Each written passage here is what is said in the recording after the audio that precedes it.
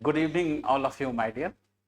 अब आज हम आप लोगों को फिजिक्स लेकर आए हैं और चलिए हम लोग फिजिक्स के बारे में आज शुरू करते हैं। फिजिक्स हिंदी में इसको भौतिकी कहते हैं। और आइए हम लोग इस फिजिक्स के बारे में देखें कि क्या है।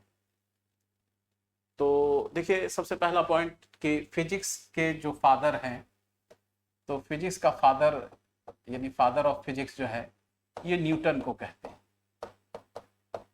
तो Newton regarded as the father of physics, है ना। न्यूटन को भौतिकी का जनक कहते हैं और न्यूटन ने ही वस्तुतः फिजिक्स की शुरुआत करी मॉडर्न जमाने में, ऐसा लोगों का मानना है। लेकिन जो गुरुत्वाकर्षण वगैरह के बारे में न्यूटन बताए, है ना, 1600 ईस्वी में, वो हम लोगों के हिंदुस्तान में ईस्वी सन 800 मैंने बीसी बिफोर क्राइस्ट, डेट शुरू होने से 800 वर्ष पहले ही ब्रह्मदत्त ने बता दिया था कि गुरुत्वाकर्षण क्या है। लेकिन बहुत सारे प्रश्न पूछे गए उस समय में उनसे और उसका वो सही सही जवाब नहीं दे पाए, जिसके कारण उसको खारिज कर दिया गया और हम लोग इस तरह से 2000 वर्ष जो है पीछे हो गए। और निश्चित रूप से सारा क्रेडिट आज दूसरे लोगों को मिल रहा है, पर यह अलग बात है। वर्तमान में फिजिक्स भौतिकी और इसका फादर कौन कहलाते हैं, तो न्यूटन कहलाते हैं। अब देखिए, ये सारा फिजिक्स जो है ये क्या है। तो फिजिक्स के बारे में कि फिजिक्स क्या है, तो physics basically study of nature है। फिजिक्स क्या है? स्टडी ऑफ नेचर है। नेचर का मतलब हो गया कि प्रकृति का अध्ययन है, प्रकृति का अध्ययन है। फिजिक्स कोई आपसे पूछे व्हाट इज फिजिक्स, तो physics is the study of nature और इसके फादर कौन है? न्यूटन है। तो ये जो हमारा नेचर है, प्रकृति है, इस पूरे प्रकृति को हम यदि इसको बड़ा करें तो हमारे इर्द गिर्द जो है वो भी प्रकृति है, और इसको जब हम एक्सपैंड करते हैं तो पूरा का पूरा यूनिवर्स यानी पूरा का पूरा ब्रह्मांड जो है ये इसमें समा जाता है। और जैसा कि आप जानते हैं कि ब्रह्मांड के स्टडी को कॉस्मोलॉजी कहते हैं। क्या कहते हैं? इसके स्टडी को कॉस्मोलॉजी कहते हैं, है ना। ब्रह्मांड के अध्ययन को कॉस्मोलॉजी कहते हैं। और ये ब्रह्मांड में जितनी चीजें हैं उसको दो वर्गों में बांट देते हैं। एक को कहते हैं मैटर और दूसरा है एनर्जी। यानी एक तरफ हम कहते हैं कि एक है पदार्थ और दूसरा है ऊर्जा। और इस जगत में हो ये रहा है कि पदार्थ ऊर्जा में परिवर्तित हो रहा है और ऊर्जा पदार्थ में परिवर्तित हो रहा है। अब यहाँ पर एक बात और भी है कि जब फिजिक्स का स्टडी को और आगे लेकर जाइएगा तो आप जैसे फिजिक्स में मान लीजिए कि इस धरती के बारे में सभी चीज़ों के बारे में पढ़े, तो फिजिक्स जो है वो एक तरह से समझिए कि मेजरमेंटल साइंस है। फिजिक्स में मेजरमेंट बहुत इन्वॉल्व होता है, इसलिए इसमें मैथमेटिक्स, है ना, और यूनिट्स दो का जरूरत पड़ता है। न्यूमेरिक वैल्यू एंड यूनिट्स, इन दो चीज़ों का अध्ययन है। जब इसको आगे बढ़ाते हैं फिजिक्स के अध्ययन को, तो हम लोग जो है सो पृथ्वी के बाहर सूर्य, तारे, ग्रह, नक्षत्र, गैलेक्सीज, है ना, प्लैनेट, इन सबको जानते हैं और हमें लगता है कि हम ब्रह्मांड का सारा ज्ञान प्राप्त कर लिए। जब आप इस पूरे ब्रह्मांड का सारा ज्ञान प्राप्त कर लिए, जब ये पूरा ब्रह्मांड का ज्ञान हम प्राप्त कर लिए, तो हमें पता चला कि ये जो हमारा ज्ञान है ये मात्र हमने 5% चीज़ों को समझा। तो अब हम लोग एक जरा सा डिटेल में चलते हैं। तो जो यूनिवर्स को हम जानते हैं, जिसके बारे में हमको पता है, जिसको हम जो हम जानते हैं, इसको कहते हैं वाइट मैटर। क्या कहते हैं? White matter. और ये वाइट मैटर कितना है? 5%।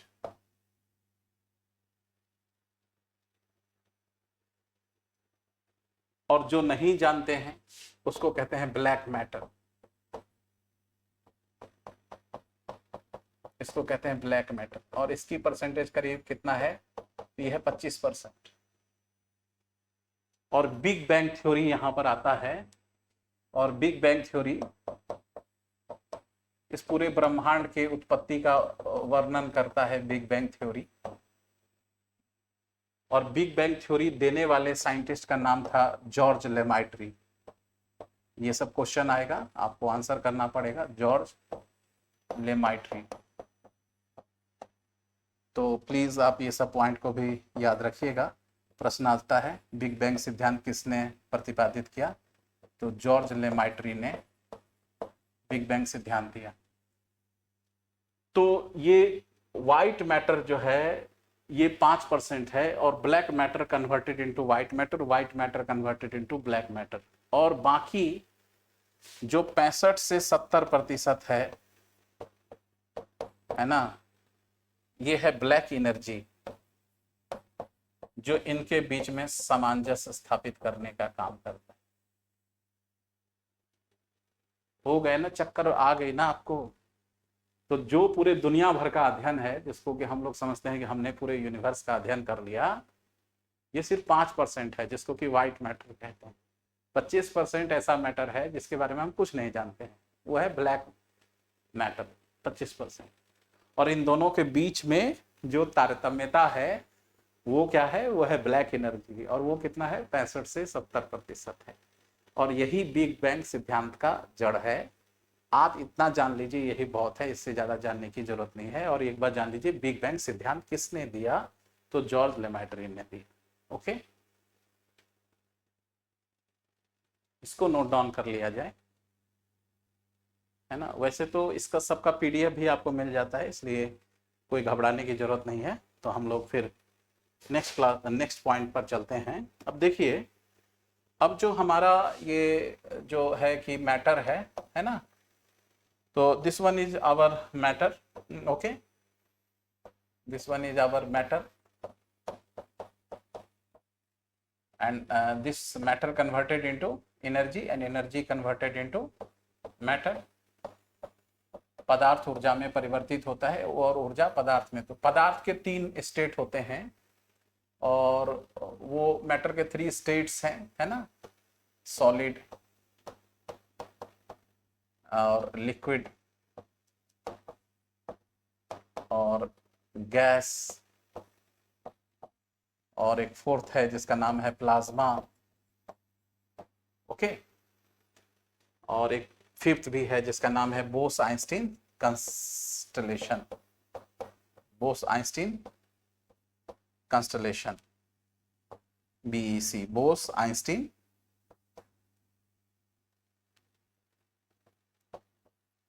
कॉन्स्टलेशन। इस तरह से ये पदार्थ के 4 अवस्था हैं।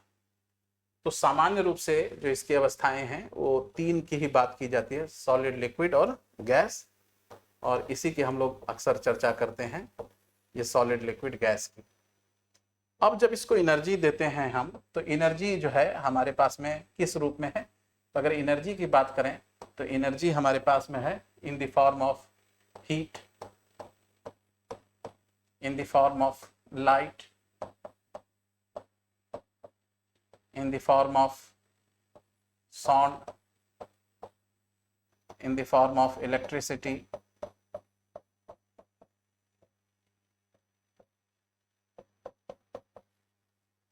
तो हीट, लाइट, साउंड, इलेक्ट्रिसिटी। और एक है न्यूक्लियर एनर्जी,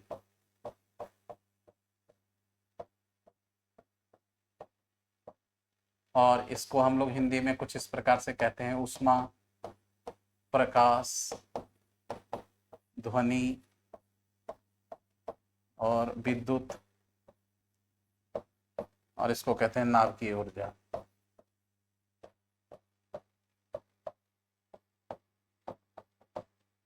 और ये इस तरफ जो आ गया, ये हो गया मैकेनिक्स, मैकेनिक्स यानी कि इसको हम कहते हैं यांत्रिकी, है ना। तो इस तरह से हमारा चैप्टर जो हो गया फिजिक्स में, वो हो गया ये 1, 2, 3, 4, 5 एंड दिस वन इज 6। तो ये वाला चैप्टर काफी पुराना हो चुका है, तो हम लोग यही चैप्टर फिजिक्स में पढ़ेंगे, बराबर है। तो चलिए हम लोग जो शुरू करते हैं अपना चैप्टर, तो हीट से शुरू करते हैं। हीट से ही सब चीज आगे बढ़ता है, पूरा का पूरा दुनिया। तो आइए, आज का जो चैप्टर है उसका नाम है हीट।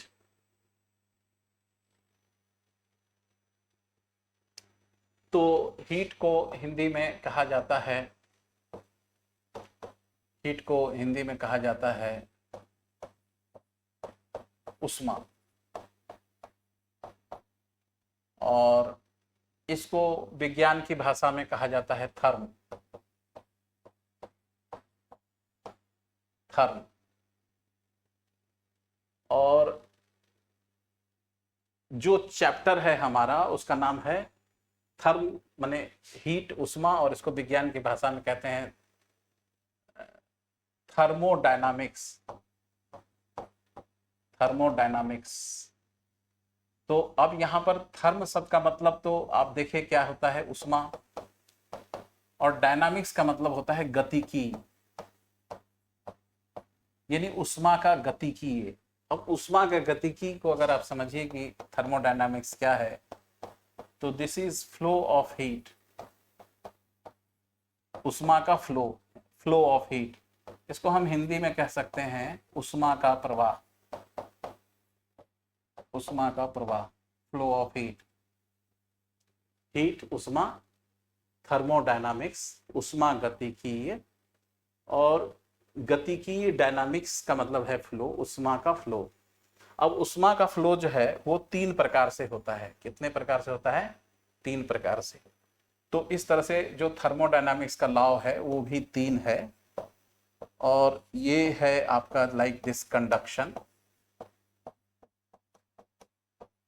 इसको हिंदी में कहते हैं चालन।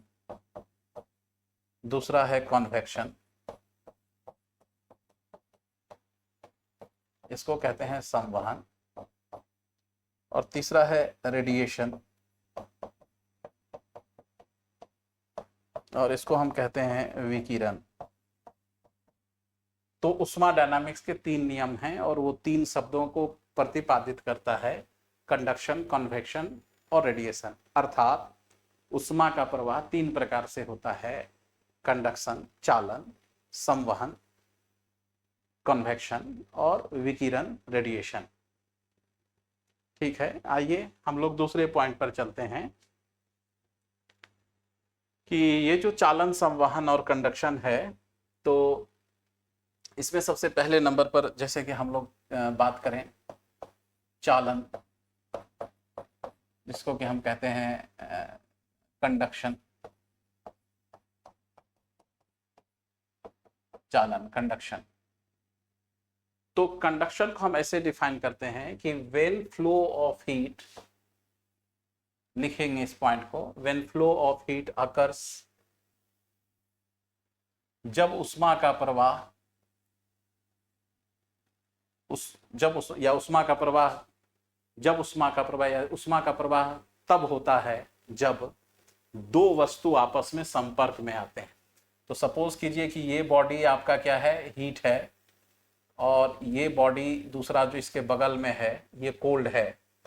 तो ये बॉडी हीट है और ये नॉर्मल है, तो टच में आने की वजह से ये हीट इधर से इधर आ जाएगा। और दूसरे केस में मान लीजिए कि ये बॉडी कोल्ड है और ये बॉडी क्या है, नॉर्मल है, सामान्य है। तो ये हीट जो है इसको क्या करेगा, इसको ये ठंडा कर देगा, है ना, इसको, इस नॉर्मल वाले को ये क्या कर देगा, चिल्ड कर देगा। तो हीट का फ्लो हमेशा हायर कंसंट्रेशन से लोअर कंसंट्रेशन में जाएगा, चाहे वो उष्मा किसी भी रूप में हो, चाहे वो ज्यादा हो चाहे कम हो। तो ज्यादा हो तो अब मान लीजिए कि हम किसको हॉट कहें, किसको कोल्ड कहें। तो जब हम मान लीजिए कि बर्फ के टुकड़ा को छूते हैं तो कहते हैं जी बर्फ का टुकड़ा ठंडा है, कोल्ड है। तो बर्फ का टुकड़ा कोल्ड इसलिए है कि हमारे शरीर से उष्मा फ्लो होकर के किधर जा रहा है, बर्फ की तरफ जा रहा है। तो बर्फ का टुकड़ा हमें ठंडा लग रहा है। और चाय की प्याली छुए तो गर्म लगा, हीट लगा। वो हीट इसलिए लगा कि इधर से हीट निकल करके हमारे हाथ की ओर आया तो हमको गर्मी लगा। इसी तरह से गर्मी के समय में सराउंडिंग्स का टेम्परेचर जो है वो हमारे शरीर से ज़्यादा हो जाता है, तो सराउंडिंग से हीट हमारी ओर आता है तो हम कहते हैं कि गर्मी है।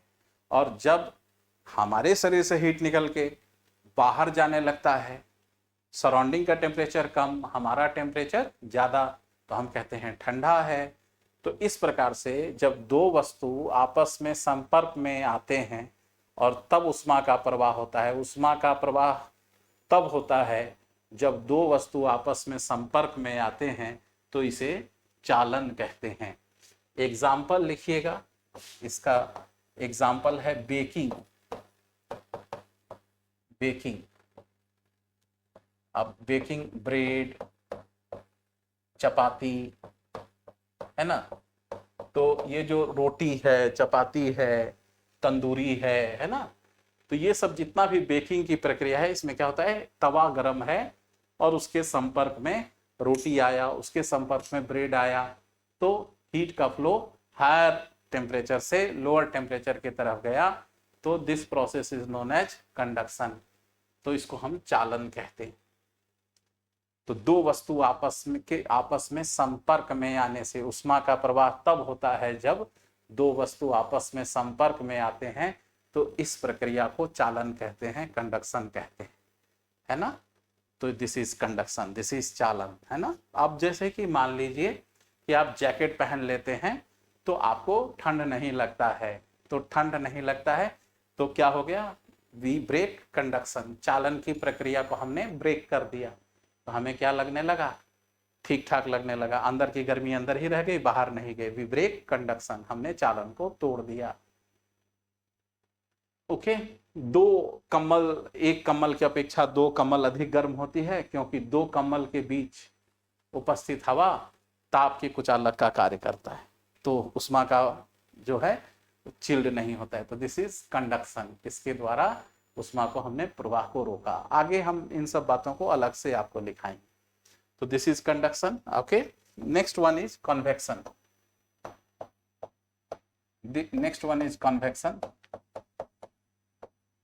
कन्वेक्शन को कहते हैं चालन, इसको कहते हैं संवहन। संवहन तो कहता है when flow of heat occurs through the medium, flow of heat. तो इसमें पहले वाले में क्या था कि फ्लो ऑफ हीट जो है ये किसके द्वारा हुआ था, तो इसमें जो है इसमें हम इस पॉइंट को लिख लें कि flow of heat, flow of heat through contract, through contact, through contact, है ना, संपर्क में आने से, flow of heat, flow of heat through contact of two object, नहीं टू ऑब्जेक्ट, यानी हिंदी में इसको हम कह सकते हैं कि दो वस्तुओं के संपर्क में, दो वस्तुओं के सीधे संपर्क में आने से होने वाले उष्मा के प्रवाह को, होने वाले उष्मा के प्रवाह को चालन कहते हैं।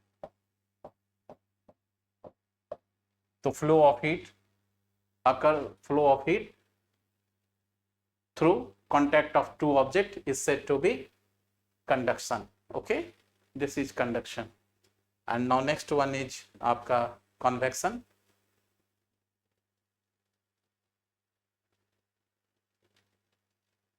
तो this is the very concept of आपका थर्मोडायनामिक्स। थर्मोडायनामिक्स का ये पहला सिद्धांत हो गया, है ना।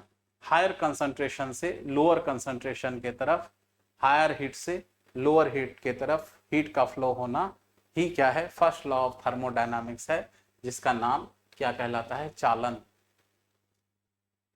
Flow of heat occurs from higher body to lower body, यह फर्स्ट सिद्धांत, first law of thermodynamics. Which is known as चालन, जिसको कि हम कंडक्शन कहते हैं। ओके, अब हम लोग आगे दूसरे नंबर में चलते हैं। तो दूसरे नंबर में हम लोग चलते हैं, एंड दूसरा नंबर जो है ये क्या है हमारा, 2 नंबर है, इसका नाम है कॉन्वेक्शन। कॉन्वेक्शन, इसको हम हिंदी में कहते हैं संवहन। संवहन कहता है एक ऑब्जेक्ट से दूसरे ऑब्जेक्ट के बीच में जो फ्लो ऑफ हीट होता है, ये किसी मीडियम के द्वारा हो, ये किसी माध्यम के द्वारा हो, किसी मीडियम के द्वारा हो, किसी माध्यम के द्वारा हो, तो इसको हम क्या कहते हैं, संवहन कहते हैं। यानी सेकंड लॉ है कि when flow of heat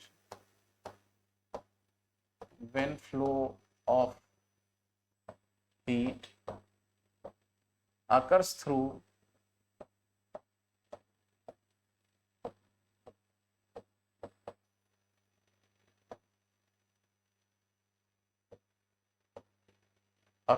the medium,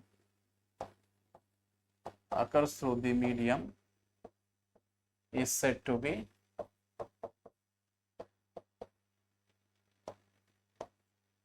convection. Is said to be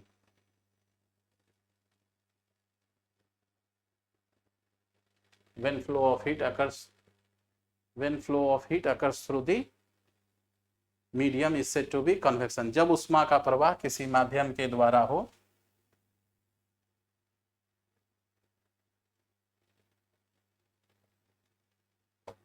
जब उष्मा का प्रवाह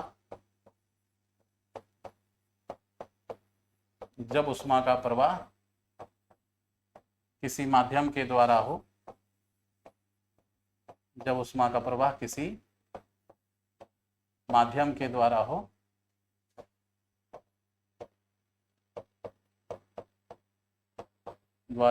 तो उसे संवहन कहते हैं। तो उसे संवहन कहते हैं, है ना। तो जब उष्मा का प्रवाह किसी माध्यम के द्वारा हो तो उसे हम संवहन कहते हैं। जैसे मान लीजिए कि आप खाना पकाते हैं, है ना, तो खाना पकाते हैं, कुकिंग फूड, खाना पकाना क्या है, कुकिंग फूड, कन्वेक्शन। तो मीडियम क्या है, पानी है, तेल है। एग्जाम्पल हो गया कुकिंग, खाना पानी और तेल के द्वारा पकाते हैं। AC cools the room, AC cools the room, तो मीडियम हवा है, हवा हटा दिया जाए या उसका फैन खराब कर दिया जाए तो नहीं चलेगा। इसी तरह से ब्लोअर वार्म्स द रूम, है ना। इसी तरह से change in season, change in weather, weather का चेंज होना, ये भी क्या है, तो वेदर का चेंज होना, है ना। एग्जाम्पल वेदर,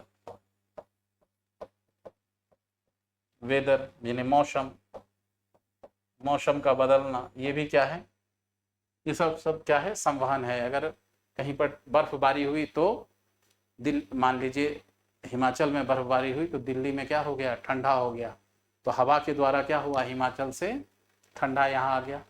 तो हीट का फ्लो किसके द्वारा हुआ, माध्यम के द्वारा हुआ।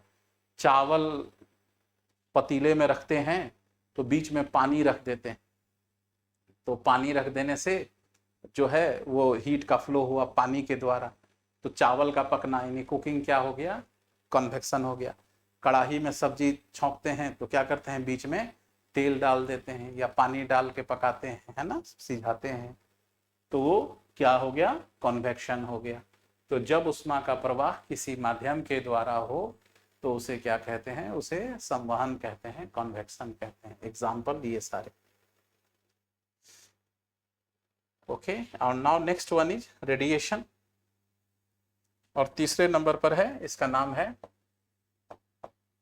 रेडिएशन। रेडिएशन, रेडिएशन को हिंदी में कहते हैं विकिरण। रेडिएशन, विकिरण, रेडिएशन विकिरण। और इसमें कहता है कि when flow of heat, when flow of heat,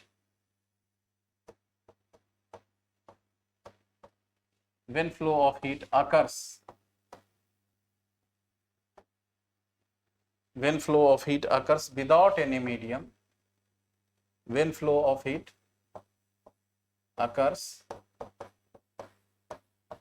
without any medium, when flow of heat occurs without any medium,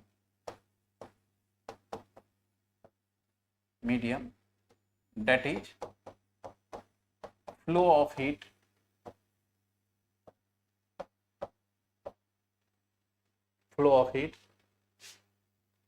also occurs through vacuum,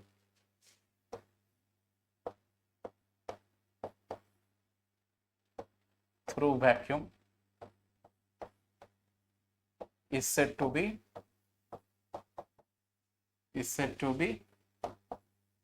radiation.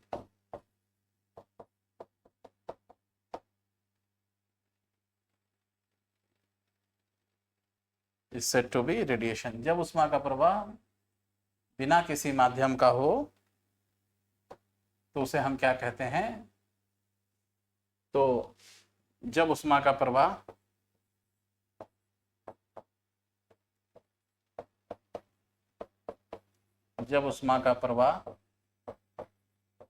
बिना किसी माध्यम के हो,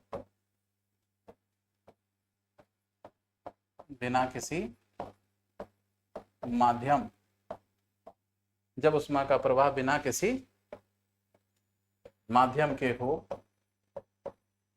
अर्थात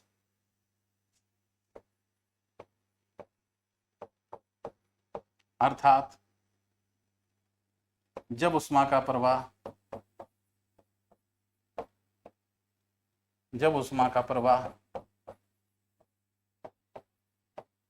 निर्वात से भी हो,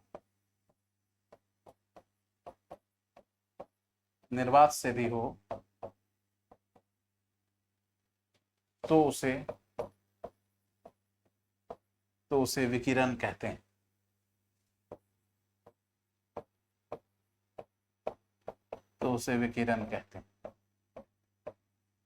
तो this is the radiation when flow of heat occurs without any medium, अर्थात when flow of heat occurs in vacuum also is said to be radiation। अर्थात जब उष्मा का प्रवाह निर्वात से भी हो तो उसे हम क्या कहेंगे? उसे हम विकिरण कहेंगे। जैसे इसका हम एग्जाम्पल देख सकते हैं। इसका एग्जाम्पल हो गया कि हीट कम्स फ्रॉम, है ना, सन से, जो पृथ्वी पर, अर्थ पर जो उष्मा का प्रवाह होता है, सूर्य से जो पृथ्वी पर गर्मी आती है, हीट आती है ना, गर्मी आती है, वो गर्मी किसका एग्जाम्पल है? रेडिएशन का है, क्योंकि बीच में निर्वात है। तो हीट जो है, हीट जो कम, जो सूर्य से पृथ्वी पर गर्मी आई, वो किस प्रक्रिया से आई? तो वह विकिरण के जरिए आई। किसके जरिए आई? रेडिएशन के जरिए आई। ओके, तो दिस वन इज रेडिएशन। तो इस प्रकार से ये था थर्मोडायनामिक्स के 3 नियम, है ना। First law of thermodynamics, second law of thermodynamics and third law of thermodynamics, which is stated as a conduction, convection and radiation, जिसे हम चालन, संवहन और विकिरण के नाम से जानते हैं। अब देखिए, इससे आगे चलते हैं। तो हीट के लिए हमने यूज किया थर्म। तो थर्म का मतलब हो गया उष्मा, थर्म। और मीटर का मतलब होता है मेजरिंग डिवाइस। तो मेजरिंग डिवाइस का मतलब होता है मापने वाला यंत्र, तो मापी। तो थर्मोमीटर यानी हीट को नापने वाला डिवाइस। थर्म माने हो गया उष्मा, और उसको नापने वाला डिवाइस मीटर। तो therm plus meter, it is called thermometer. समझ गए? जिससे हम टेम्परेचर को नापते हैं उसको हम थर्मामीटर कहते हैं, ठीक है। तो थर्मामीटर, तो ऊष्मा को मापने के लिए हमारे पास में जो है 3 प्रकार के स्केल हैं। तो थर्मामापी, तो इसके लिए टेम्परेचर नापने के लिए हमारे पास में 3 प्रकार के स्केल हैं। एक तो है डिग्री सेंटीग्रेड, दूसरा है डिग्री फ़ारेनहाइट, और तीसरा है केल्विन स्केल। तीसरा क्या है? Kelvin scale. तो हीट को नापने के लिए 3 स्केल है, डिग्री सेंटीग्रेड, डिग्री फ़ारेनहाइट और केल्विन। तो केल्विन में डिग्री नहीं लगाया जाता है, अभी हम लोग देखते हैं एक एक करके। तो थर्मामीटर यानी क्या नाम है कि थर्मामीटर के प्रकार। तो अब हम लोग देखते हैं इसके टाइप्स, माने कितने प्रकार के थर्मामीटर होते हैं। Types of thermometer, types of thermometer यानी उष्मा मापी के प्रकार, नहीं उष्मा मापी के प्रकार, कितने टाइप के थर्मामीटर होते हैं। तो जैसे इसमें सबसे पहले नंबर पर हम लोग लेते हैं, इसका नाम होता है क्लिनिकल थर्मामीटर। Clinical thermometer. तो क्लिनिकल थर्मामीटर से हम क्या नापते हैं? तो इससे हम नापते हैं बॉडी टेम्परेचर। बॉडी टेम्परेचर नापते हैं, यानी शरीर का तापमान नापते हैं। शरीर का तापमान नापते हैं। तो ये जो शरीर का तापमान नापते हैं, है ना, तो इसका एक फार्मूला होता है, और इस फार्मूला से हम एक स्केल से दूसरे स्केल में चेंज कर सकते हैं। C/5 F-32/9 और K- -273/5। तो इस फार्मूले से हम एक स्केल से दूसरे स्केल का टेम्परेचर चेंज नाप सकते हैं। तो इसके द्वारा हम बॉडी का टेम्परेचर नापते हैं, शरीर का तापमान नापते हैं, जो डिग्री सेंटीग्रेड में होता है 98.6 डिग्री फ़ारेनहाइट। अगर इसको हम डिग्री सेंटीग्रेड में कहते हैं तो होता है 37 डिग्री सेंटीग्रेड, और अगर इसको हम केल्विन में कहते हैं तो ये होता है 310 केल्विन। ये हमारे बॉडी का टेम्परेचर है जिसको कि हम नापते हैं। तो क्लिनिकल थर्मामीटर के द्वारा हम क्या करते हैं, अपने शरीर का तापमान मापते हैं। और हमारे शरीर का तापमान अगर सेंटीग्रेड में नापिएगा तो 37 डिग्री होगा, केल्विन में नापेंगे तो 310 होगा, और अगर फ़ारेनहाइट में नापेंगे तो कितना होगा? 98.6 डिग्री होगा। सामान्यतः इसमें क्या इस्तेमाल किया जाता है? इस थर्मामीटर में मरकरी का इस्तेमाल किया जाता है, लेकिन आजकल वर्तमान में इस थर्मामीटर में गैलिस्टीन का भी इस्तेमाल किया जाता है। गैलिस्टीन। तो आजकल प्रेजेंट में अभी इसका वर्तमान में इसका इस्तेमाल हम लोग कर रहे हैं। मरकरी के जगह किसका इस्तेमाल कर रहे हैं? गैलिस्टीन का इस्तेमाल कर रहे हैं वर्तमान में। लेकिन पुराना वाला जो है उसमें कौन सा इस्तेमाल होता था? मरकरी का ही इस्तेमाल होता था। तो अब सवाल उठता है कि मरकरी का ही इस्तेमाल थर्मामीटर में क्यों करते हैं? Why mercury is use in thermometer. ये पुराना जो प्रोसेस है उसमें मरकरी ही यूज होता था। आजकल जो है मरकरी के जगह पर किसका इस्तेमाल करने लगे हैं? गैलिस्टीन का इस्तेमाल कर रहे हैं। तो कह रहा है मरकरी का ही इस्तेमाल इसलिए करते हैं, उसका पीछे का रीजन है, पहला कारण ये है कि ग्रेटर विजिबिलिटी, मरकरी की जो विजिबिलिटी है वो अधिक दृश्यता, अधिक दिखाई देता है, अधिक दृश्यता, ग्रेटर विजिबिलिटी, अधिक दृश्यता, ज्यादा दिखाई देता है, चमकता है। इसीलिए मरकरी को हम लोग Hg से रिप्रेजेंट करते हैं, और इसलिए Hg को हम लोग क्विक सिल्वर भी कहते हैं। क्विक सिल्वर, है ना। क्यों क्विक सिल्वर कहते हैं? तो एक तो चांदी जैसा इसका रंग होता है, और छूने पर ये भागता है, छिटकता है।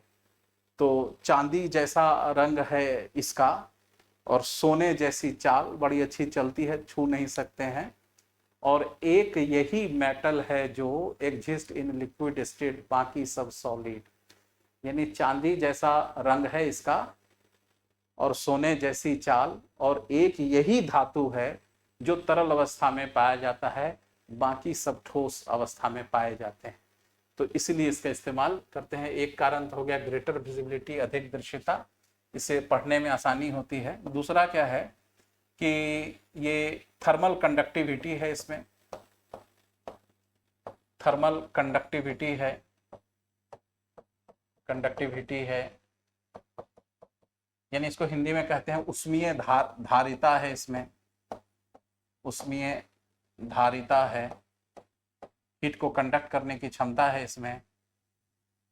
तीसरा है कि ज्यादा डेंसिटी है इसका, हायर डेंसिटी है, उच्च घनत्व है, हायर डेंसिटी है, उच्च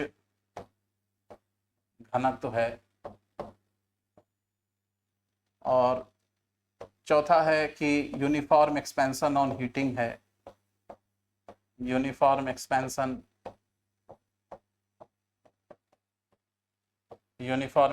ऑन हीटिंग, यानी गर्म होने पर एक जैसा विस्तार, गर्म होने पर एक जैसा विस्तार। अच्छा देखिए, गर्म होने पर एक जैसा विस्तार का क्या मतलब है, इसको थोड़ा समझिए कि जैसे किसी भी तरल पदार्थ को जब हम लोग गर्म करते हैं, तो जैसे पानी को ही गर्म कीजिए तो 5-10 मिनट तक ऐसे बैठा रहेगा, जैसे लगेगा कि कुछ गर्मी ही नहीं हो रहा है। दूध को ही गर्म कीजिए तो ऐसे बैठा रहेगा जैसे कुछ होगा ही नहीं। और एक बैग हीट आने पर क्या होता है, वो उबाल मार देता है।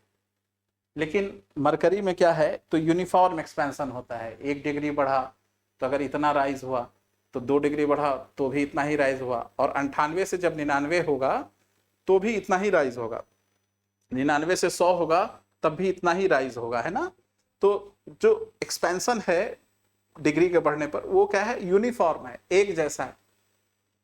तो इससे क्या होता है, जो उसको मार्किंग करते हैं, लेवलिंग करते हैं, तो यूनिफॉर्म एक्सपेंशन के चलते क्या होता है, जो हम जिसका लेवलिंग करते हैं, मार्किंग करते हैं, ये लेवलिंग जो है ये इजी हो जाता है।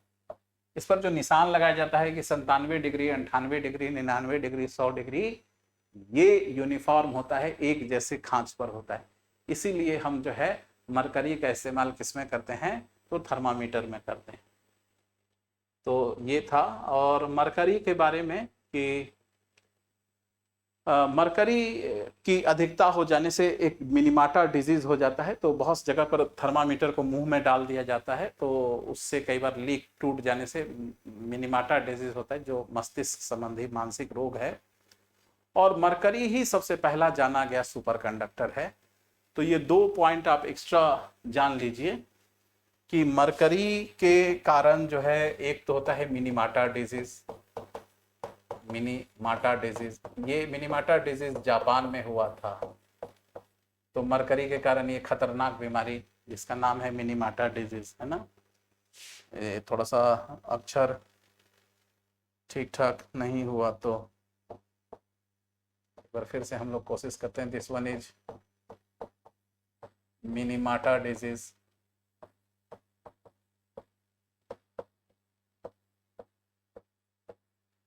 मिनीमाटा डिजीज मानसिक रोग है, ये भी ठीक ठाक नहीं दिख रहा।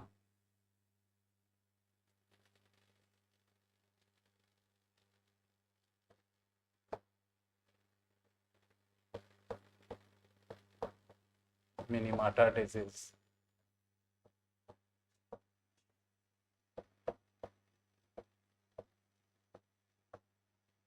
ये एक मेंटल डिसऑर्डरनेस है, मानसिक रोग है, एक मेंटल डिजीज है, मानसिक रोग है, जो सबसे पहले जापान में हुआ था मछली खाने से। और दूसरा पॉइंट कि मरकरी जो है ये फर्स्ट नोन सुपर कंडक्टर है, फर्स्ट नोन सुपर कंडक्टर है।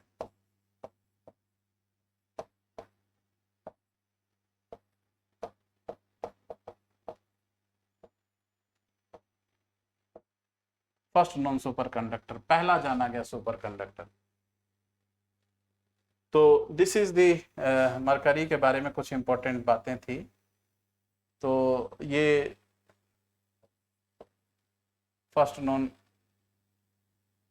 पहला जाना गया सुपर कंडक्टर। तो ये था मरकरी के बारे में, पहला थर्मामीटर मरकरी। मरकरी इस्तेमाल किया जाता है क्लिनिकल थर्मामीटर में, और आजकल जो है मरकरी की जगह कौन सा चीज़ इस्तेमाल किया जाता है, तो गैलिस्टीन का इस्तेमाल उसमें किया जाता है। ये सब जितने अभी पॉइंट आप पढ़ रहे हैं, ये सभी के सभी आपके ऑब्जेक्टिव क्वेश्चन रहेंगे। तो अभी पढ़ते समय में आपको भले ही जैसा भी लगे, पर फाइनली क्वेश्चन आपको इसी तरीके से रहेंगे, है बिना इधर उधर की बात किए हुए, सीधी सीधी मैं आपको बता रहा। अब देखिए दूसरे प्रकार का थर्मामीटर है, जो क्या नाम है, मरकरी क्लिनिकल थर्मामीटर के बाद, तो उसका नाम है रेसिस्टेंस थर्मामीटर। दूसरे नंबर में है, इसका नाम है रेसिस्टेंस थर्मामीटर। और हिंदी में इसको बोलते हैं प्रतिरोध थर्मामीटर। हिंदी में इसको बोलते हैं प्रतिरोध ऊष्मा मापी, है ना, रेसिस्टेंस थर्मामीटर। इसका इस्तेमाल इंडस्ट्री में करते हैं, उद्योगों में इसका इस्तेमाल करते हैं, इंडस्ट्रीज में करते हैं, उद्योगों में इसका इस्तेमाल करते हैं, उद्योगों में इसका इस्तेमाल करते हैं। किस लिए करते हैं, तो for measuring higher temperature, for measuring higher temperature, उच्च तापमान को मापने के लिए, for measuring higher temperature, for measuring higher temperature. Higher temperature उच्च तापमान को मापने के लिए, उच्च तापमान को मापने के लिए जैसे मान लीजिए किसी चीज का मेल्टिंग पॉइंट है, बॉइलिंग पॉइंट है, इन सबको नापने के लिए इसमें हम किसका इस्तेमाल करते हैं, तो इसको मापने के लिए हम रेसिस्टेंस थर्मामीटर का यूज करते हैं। और जनरली जो है इसमें प्लेटिनम का इस्तेमाल, platinum is use as a resistance. Platinum का प्रयोग किस रूप में करते हैं, रेसिस्टेंस के रूप में करते हैं। प्लेटिनम का प्रयोग जो है इसमें किस रूप में करते हैं, प्रतिरोध के रूप में प्रयोग करते हैं, रेसिस्टेंस थर्मामीटर। तो दिस इज आपका रेसिस्टेंस थर्मामीटर, प्रतिरोध थर्मामीटर। उद्योगों में इसका उपयोग करते हैं, उद्योग इंडस्ट्री में इसका इस्तेमाल करते हैं और इससे हायर टेम्परेचर नापते हैं। और प्लेटिनम का इस्तेमाल इसमें रेसिस्टेंस के रूप में करते हैं, प्लेटिनम का प्रयोग इसमें प्रतिरोध के रूप में करते हैं। अब दूसरा थर्मामीटर है हमारा, इसका नाम है पायरोमीटर। Pyrometer, pyrometer. तो this one is your pyrometer. और दिस पायरोमीटर, पायरोमीटर के द्वारा जो है हम क्या करते हैं, तो सूर्य और तारों के टेम्परेचर को नापते हैं। सन और स्टार का टेम्परेचर मेजरमेंट करने के लिए, सन और स्टार का टेम्परेचर मेजरमेंट करने के लिए हम किसका इस्तेमाल करते हैं, पायरोमीटर का इस्तेमाल करते हैं। दूर से ही बॉडी का टेम्परेचर नाप लेना। तो इसमें है कि temperature measure from farther distance. इसका खासियत क्या है कि temperature measurement from temperature measurement from distance, यानी दूर से ही तापमान माप लेते हैं। तो ये जो दूर से टेम्परेचर नाप लेते हैं पायरोमीटर के द्वारा सूर्य तारों का, यह स्टीफन के सिद्धांत पर आधारित है। It is based upon Stefan's principle. ये किसके सिद्धांत पर आधारित है, तो ये स्टीफन के सिद्धांत पर आधारित है। It is based upon Stefan's principle, यह स्टीफन के सिद्धांत पर आधारित है। तो दूर से ही हम टेम्परेचर नाप लेते हैं। तो आजकल इसका इस्तेमाल, आजकल इस सिद्धांत का इस्तेमाल जो है वो कोरोना काल में जो थर्मामीटर हुआ था, नाउ अब इसको हम लोग, ये कोरोना काल में जो है ना, हम लोग इसको नॉर्मल क्लिनिकल थर्मामीटर में भी ये now this principle is use इन, है ना, Now this principle is used in principle used in clinical thermometer also. Clinical thermometer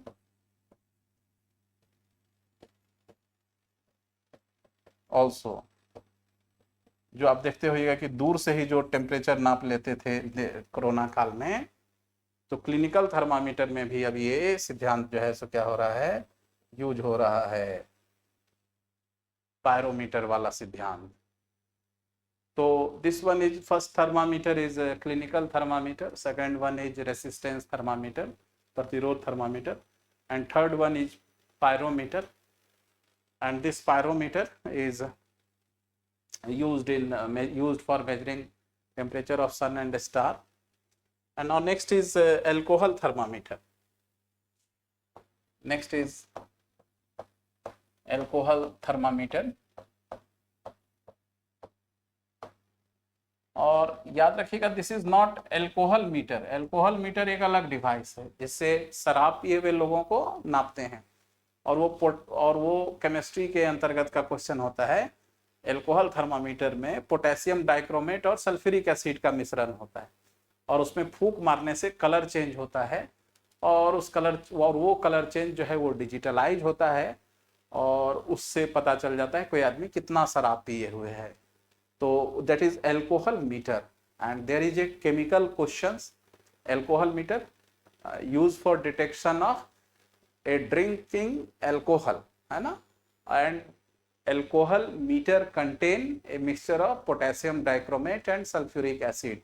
alcohol meter में पोटेशियम डाइक्रोमेट और सल्फ्यूरिक एसिड का मिश्रण होता है, बराबर, और वो क्रोमेटोग्राफी पर बेस्ड है। This one is alcohol thermometer, and alcohol thermometer को हिंदी में भी एल्कोहल थर्मामीटर ही कहेंगे। ये लोअर टेम्परेचर नापने के लिए यूज करते हैं हम।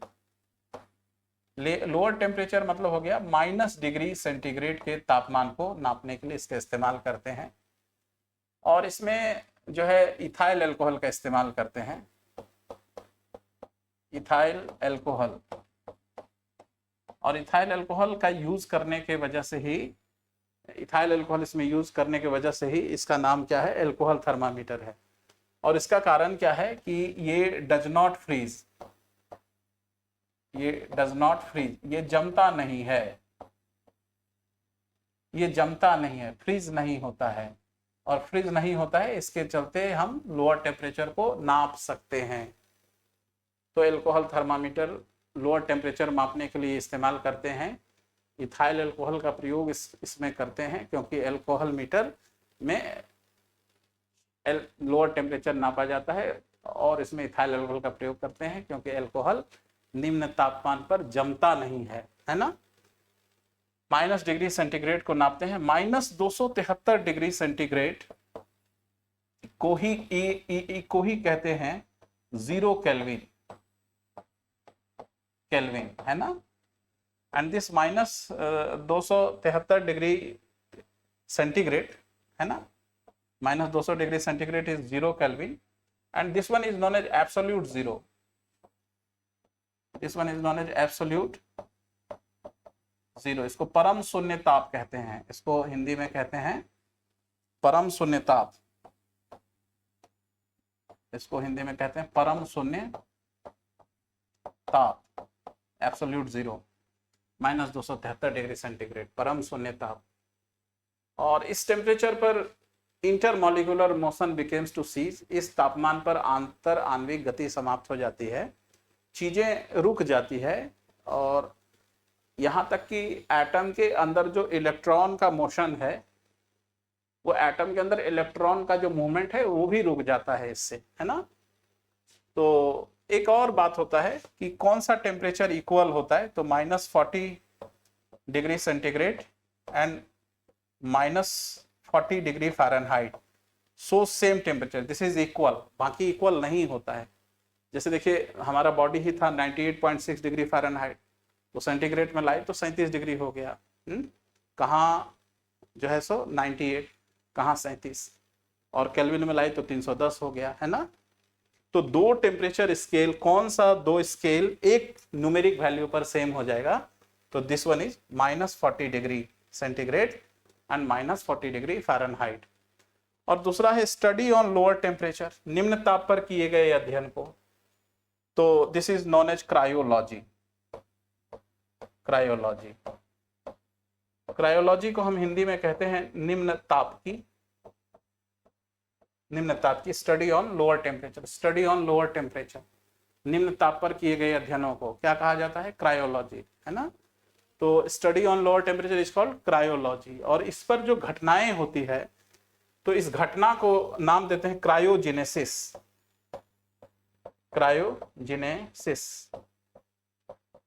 और इसीलिए जो रॉकेट वगैरह होता है उसमें जो ईंधन यूज होता है, उसमें जो इंजन यूज होता है, and this engine is known as cryogenic engine. इसी से क्या बना है? तो इसी से बना है क्रायोजेनिक इंजन। इसी से क्या बना है? क्रायोजेनिक इंजन बना है। क्या बना है?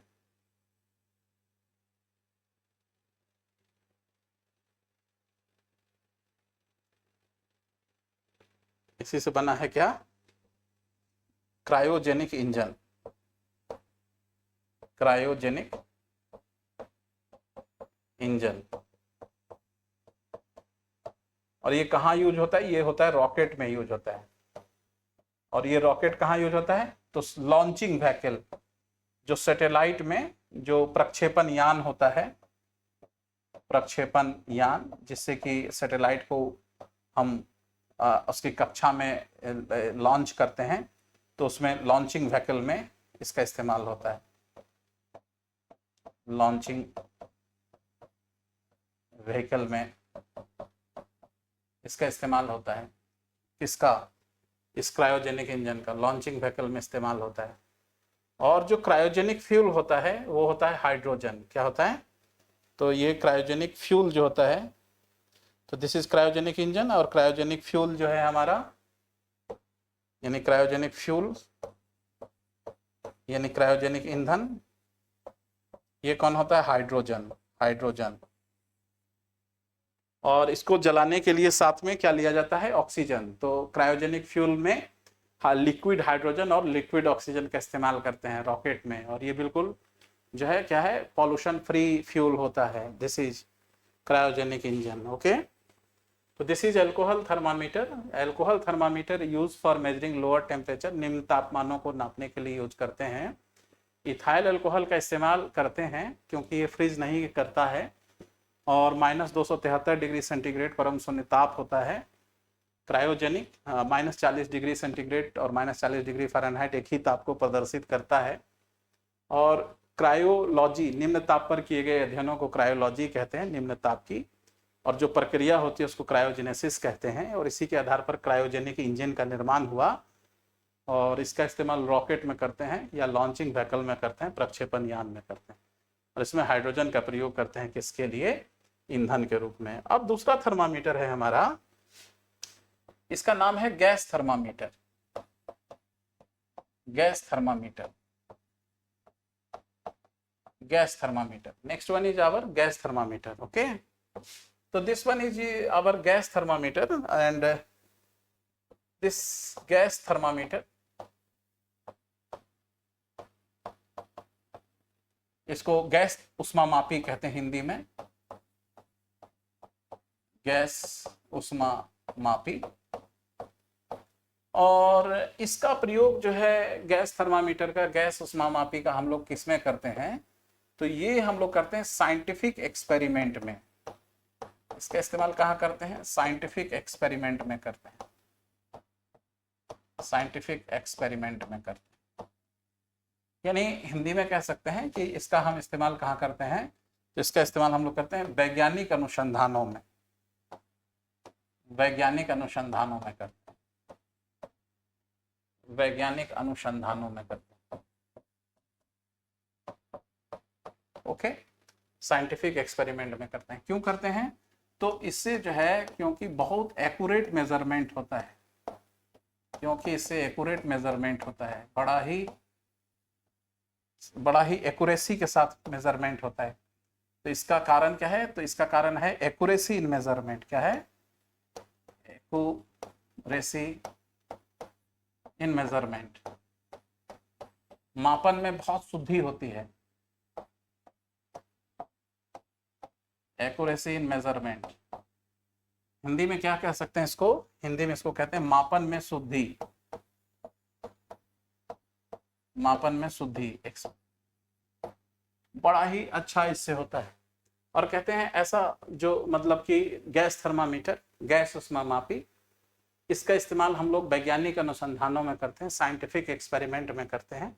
क्यों करते हैं? तो एक्यूरेसी इन मेजरमेंट, मापन में बहुत शुद्धि होती है।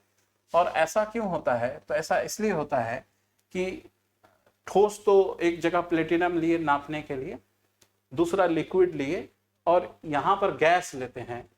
तो गैस का जो कोफिशिएंट एक्सपेंशन होता है वो ठोस और द्रव से ज्यादा होता है। एक्यूरेसी क्यों होता है? तो due to high coefficient expansion of gases, due to high coefficient expansion, due to high coefficient expansion of gases,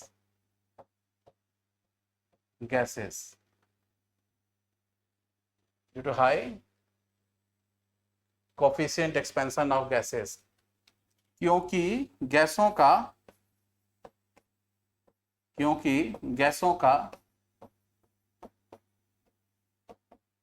उच्च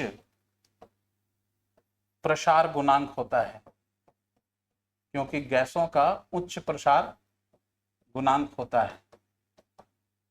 तो उच्च प्रसार गुणांक होता है तो जिसकी वजह से एक्यूरेसी होता है। जैसे मान लीजिए कि आपका एक स्प्रिंग तराजू है और उसमें इतने ही दूर में मान लीजिए कि 1, 0, 1, 2 एंड 3 एंड 4 एंड 5 किलो नापना है, और एक इतना बड़ा है 01, 02, 03, 04 एंड 05 नापना है। तो ज्यादा बेहतर एक्यूरेसी किसमें आएगी? निश्चित रूप से इसमें आएगी। इसमें 100 ग्राम, 50 ग्राम, वो भी आपको बढ़िया से दिखाई देगा ना। तो ये जो मतलब कि एक्यूरेसी का जहां तक सवाल है तो ज्यादा किसमें दिखाई देगा? तो वो ज्यादा इसमें दिखाई देगा, है ना। तो ज्यादा कोफिशिएंट एक्सपेंशन होने से क्या होगा कि जो एक्यूरेसी है, मापन की शुद्धता है, वो ज्यादा दिखाई देगी, और ज्यादा दिखाई देगी तो एक्यूरेट मेजरमेंट होगा। तो हायर कोफिशिएंट होने की वजह से, अधिक प्रसार गुणांक होने की वजह से जो मापन है उसमें एक्यूरेसी होगी, क्योंकि उससे ग्रेटर विजिबिलिटी होगी, ज्यादा दिखाई देगी। तो इसलिए हम इसका इस्तेमाल करते हैं। सामान्य रूप से इसमें हम हाइड्रोजन और नाइट्रोजन का इस्तेमाल करते हैं। तो जनरली हाइड्रोजन, सामान्यतः हाइड्रोजन तथा नाइट्रोजन का। देखिए नाइट्रोजन का इस्तेमाल इसलिए करते हैं, और हाइड्रोजन, एक तो हाइड्रोजन बड़ी हल्की गैस है तो एक्सपेंशन में कोई दिक्कत नहीं होता है, ज्यादा फैलता है, इसलिए हाइड्रोजन का इस्तेमाल करते हैं। हाइड्रोजन सबसे हल्की है, इसलिए फैलने में कोई दिक्कत नहीं होता, तो अच्छे से फैलता है, तो अच्छा से मेजरमेंट करता है। और नाइट्रोजन का इसलिए इस्तेमाल करते हैं कि नाइट्रोजन बड़ा ही ठंडा गैस होता है। तो अगर कहीं पर हीटिंग एनवायरनमेंट है जहां गर्म जगह पर नापना है या कोई चीज गर्म होगा, तो वहां पर जो गैसें हैं उसमें एक्सपेंशन थोड़ा जरूरत से ज्यादा हो जाएगा। तो नाइट्रोजन का टेम्परेचर के साथ में एक्सपेंशन बहुत लो होता है, मतलब कि वो इसका टेम्परेचर ज्यादा उस पर फर्क नहीं डालता है, इसलिए नाइट्रोजन। तो सामान्य रूप से हाइड्रोजन, और कुछ विशेष जगहों पर जहां उच्च टेम्परेचर में वेरिएशन होता है वहां हम लोग नाइट्रोजन का इस्तेमाल करते हैं। और इस प्रकार से गैस थर्मामीटर का इस्तेमाल हम लोग कहाँ करते हैं? तो साइंटिफिक एक्सपेरिमेंट में करते हैं। तो हीट की जो थर्मोडायनामिक्स नाम का जो चैप्टर हमने अभी आपके सामने फिजिक्स में शुरू किया, तो ये आज एक क्लास हुई। इसमें आप देखें कि थर्मोडायनामिक्स के लॉ, फ्लो ऑफ हीट 3 प्रकार से हुआ: कंडक्शन, कन्वेक्शन और रेडिएशन। और उसके बाद इस टेम्परेचर को नापने के लिए जो हमने अलग अलग डिवाइस यूज़ किया, उससे संबंधित जितने भी प्रश्न हैं हमने उन सबों का आपको एक पूरा खाका खींच के दिया, ब्यौरा दिया। अगर आप इसको समझ लिए, पढ़ लिए, तो निश्चित रूप से किसी भी एग्जाम में आपका एक भी क्वेश्चन मिस नहीं करेगा। ध्यान देना होगा, फिजिक्स है तो फिजिक्स में थोड़ा सा कंसंट्रेशन बनाने की जरूरत पड़ती है। बाकी किसी भी पीसीएस एग्जाम में आप जाएंगे तो आपको इससे अधिक लेवल का क्वेश्चन नहीं पूछेगा। अभी बहुत सारी चीज़ें इस थर्मोडायनामिक्स में यानी हीट नाम के चैप्टर में बाकी है। इसकी चर्चा हम लोग नेक्स्ट एपिसोड में करेंगे, अगले एपिसोड में करेंगे, कल करेंगे। तो आज की क्लास को हम लोग यहीं पर समाप्त करते हैं। हम उम्मीद करते हैं आप लोगों को बहुत अच्छे से समझ में आया होगा। आप लोगों ने इतने देर तक बैठकर देखा, क्लास को समझा। Thank you so much. Bless you my dear. Thank you so much.